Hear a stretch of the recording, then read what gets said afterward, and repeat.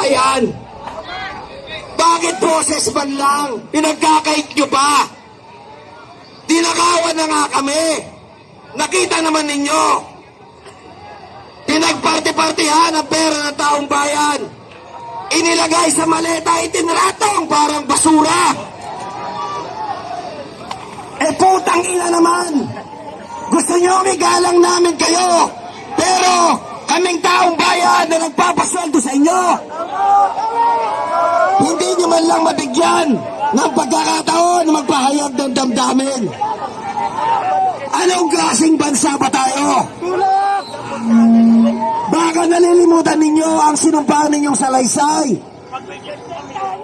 Baka nalilimutan ninyo ang tungkulin ninyo sa taong bayan. Huhulihin nyo ba kami?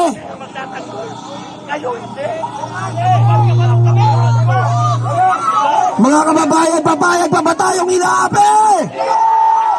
Papayag pa ba tayong ginaganito? Ang mga pulis na pinapasaod natin ay siyang nanggigibit sa atin. Papayag kayo?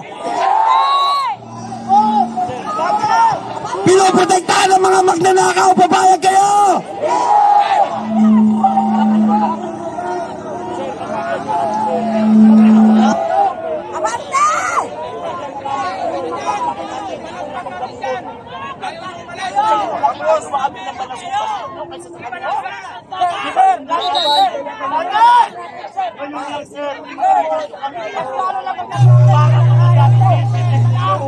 Nakakahiya naman ang mga kapulisan. Ang gaganda ng inyong mga uniforme at nagkikintaban ng inyong mga estrella. Pero yung taong bayan ngayon na nakikiusap nagsusumamo, na nagbibigay ng hapag sa inyong pamilya, ayaw nyo padaanin. Pinoproteksyonan ninyo ang mga buhaya sa gobyerno.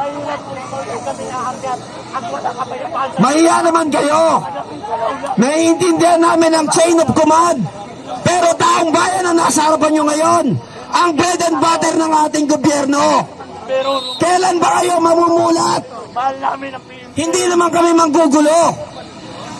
Pagbigyan nyo kami sa kababayan namin. Papayag ba tayong ganito? Kanina pa tayo dito. Bakit hindi umuusad? Inarangan na po din.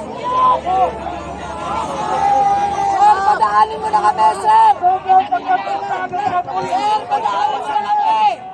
Yung news 5 pwede. Pwede sa news 5 pwede. Pwede. Kami may musuot para sa kaya. Sabi ko wala kanya, hindi kayo uhuli. Ang dami na mga requisitos. Ang haba naman ang usapan. Samantalang kami ninanakawan mayat maya sandali-sandali. Mali-maleta, putang ina. Gigil na ba kayo?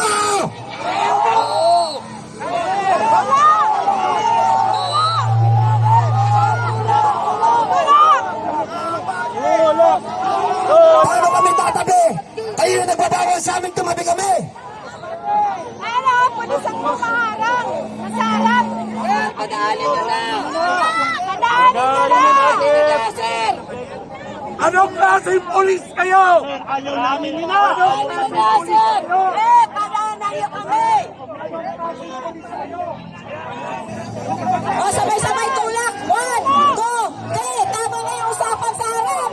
Hindi na napigilan ng taong bayan. Puta, walang administrasyon na to. Walang ako dito ngayon. Tulak! Walang administrasyon mo na. Puta, nila mo na.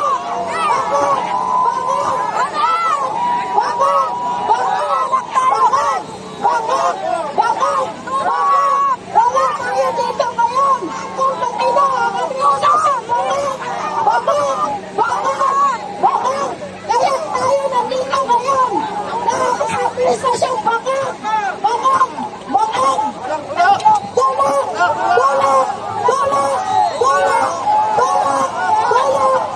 Kasama natin ang Panginoon. Baka tayo nila mag-lingkon. Sabay-sabay na matakpan. Sabay-sabay na mamatay. Ang dapat mamatay. Oh, lingkon na lang ang katapat sa mabatang. Mamatay na!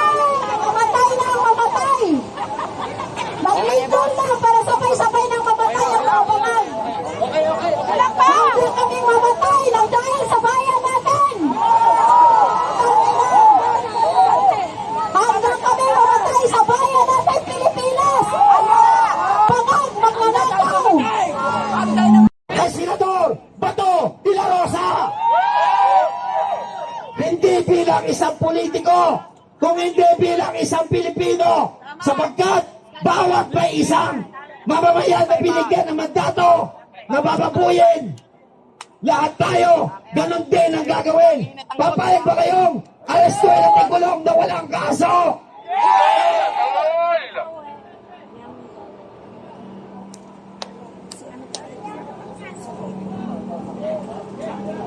Dapat si Trillanes ang ikulong sa ICC.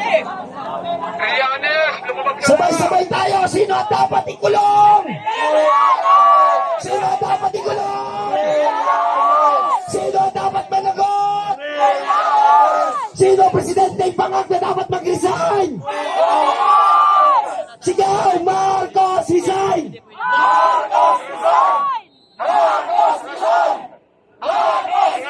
Sawa na ba kayo sa mga adik? Sawa na ba kayo sa mga bangag? Ano ang dapat ginagawa sa mga bangag? Ano ang ginagawa sa mga magnanakaw? Bitayin! Bitayin! Bitayin! Mga kababayan, marami pa tayong mga kababayan ang nag-commit na parating ngayong gabing ito. Kung bibigyan tayo ng basbas ng langit, hindi matatapos ngayong gabing ito sa Senado ang ating hakbang. Ano ang dapat gawin kay Marcos Jr.? Patalsigin! Patalsigin! Ang ating bunso. Galat-galit! Mga kababayan, alam po namin na punong-puno ng puot at galit ang ating mga dibdib, ang ating mga puso. Pero ang pakiusap lamang natin, panatilihin po nating payapa ang gabing ito. Huwag tayong mananakit ng mga kapulisan.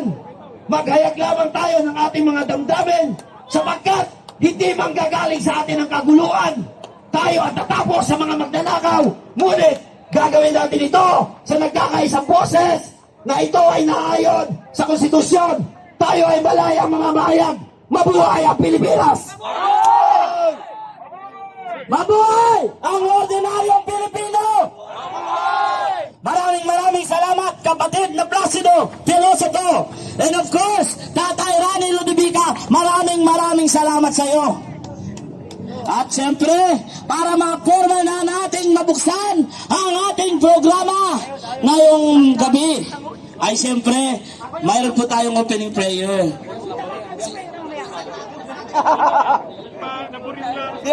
Okay, mga kapatid, para po bawat isa ay mga pagsalita mamaya, bubuksan po muna ng ating kasama na walang iba, si Ka Astra Pimentel Nay, para sa opening prayer. Bilang isang mamamayan, nagpapahayag ng aming pagmamahal sa iyo at sa aming pagmamahal sa bansang Pilipinas at sa aming pagmamahal sa aming kapwa Pilipino. Nais naming idulog sa araw at sa gabi na ito, O Diyos, ang lahat ng mga pangyayari sa aming bansa. Father, we ask for your grace and we ask for the presence of your Holy Spirit to be upon this place. Let your angels surround this place, O Lord God, and we declare, walang kaguluhan na makakapasok dito, walang trabaho ang kaaway, walang trabaho si Satanas na mag-prosper dito, kundi ang iyong kalooban ang siyang mangyayari. We are praying, Father God, for everyone who is here to have a peaceful heart and to have the victory that belongs to you only and the victory, O Lord, that belongs to the Filipino people. Maraming salamat po, Ka Astra. Ngayon naman, bago po tayo magtatawag, nais ko lang po ipaalam na marami pa po tayong mga kasamahan ang papunta dito ngayon. Antayin lamang po natin sila. May nagmula sa Batangas, may nagmula sa Cavite, at may nagmula sa Bulacan. Kaya sana ito na ang pagkakataon natin. Itong gabing ito, sana'y matapos na ang paghihirap ng mga ordinaryong Pilipino at ang ating mahal na inang bayan sa pamamagitan ng pagpapalis kay walang iba kung hindi ang bangag na presidente, walang iba kung hindi si Bongbong Marcos. Ano ang gusto niyo mangyari kay Bongbong Marcos? Marcos resign! Marcos resign! Marcos resign! Yun lamang po ay makakamta natin kung ang bawat isa ay magkakaisa tayong administrasyong Marcos Arat bye. sapagkat ayaw nilang may katunggali sila sa darating na halalan. Kaya mga kababayan ko, sa mga gustong magsalita, lumapit lamang po dito isa-isa at ating i-screen sapagkat tulad nga na sabi natin, ang mga kapulisan ay hindi natin sila kaaway. Sila ay kaibigan natin.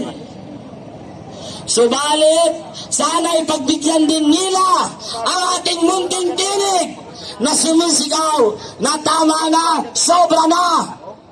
Kanina po, itong sasakyan natin, ang sinabi ng mga kasamahan nating pulis ay ang sabi walang permit. Ang sagot natin, ang mga magnanakaw na congressman at senator, may permit bang magnakaw? Sino ang dapat nilang ikulong? Marcos! Dapat nilang pagtuunan ng pansin ang mga politikong magnanakaw. Huwag tayong mga ordinaryong Pilipino na nagsisigaw ng ating hinanakit laban sa administrasyon ito. At karapatan po nating ipagtanggol si Senator Bato de la Rosa dahil tayo ang nagluklok sa kanya bilang senador. At dapat siyang respetuhin ng mga hinayupak na NBI dahil hindi sila binoto ng taong bayan. Sila ay nariyan dahil lang sa kanilang propesyon. Dahil kadikit nila si Marcos, kaya sila ay nasa posisyon. Kaya sabi nga, ang mundo ay umiikot. Bukas sila'y, ngayon nasa itaas sila, baka bukas sila naman ang nasa ibaba.